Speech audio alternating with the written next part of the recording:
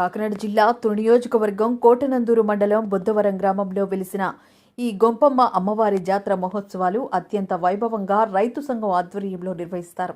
ఈ అమ్మవారి జాతర గంధమ అమావాస్యం వారం రోజుల ముందుగా అమ్మవారి గరగలను గుడి లోపల నుండి తీసి తాండవ నది పరిహాక ప్రాంతమైన శివాలయం నది ఒడ్డున అమ్మవారి గరగలను శుభ్రం చేసి అమావాస్యకు ముందు వారం రోజులు రాత్రి 7 గంటల నుండి 10, 11, 12 గంటల వరకు ప్రతిరోజు డప్పులతో సంబరాలు నిర్వహిస్తారు.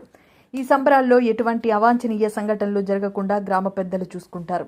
ఈ జాతర మహోత్సవాలు చివరి రోజున మంగళవారం నాడు వివిధ రకాలైన సాంస్కృతిక కార్యక్రమాలతో కన్నులు మిరుముట్లు గొలిపే విధంగా బాణసంచాతో జాతర కార్యక్రమాలు నిర్వహిస్తారు. పండగ నాడు ఉదయమే ముందుగా గొంపకొండపై వెలిసిన అమ్మవారికి నైవేద్యాలు సమర్పించి రాత్రికి ఊరు మధ్యలో వెలిసిన ఇలవేల్పు దేవతగా పూజింపబడే అమ్మవారికి పసుపు కుంకుమలు నైవేద్యాలు సమర్పించుకునేందుకు మహిళలు చుట్టుపక్కల గ్రామాల నుండి భక్తులు అధిక సంఖ్యలో వచ్చి అమ్మవారిని దర్శించుకుని తీర్థ ప్రసాదాలు స్వీకరిస్తారు.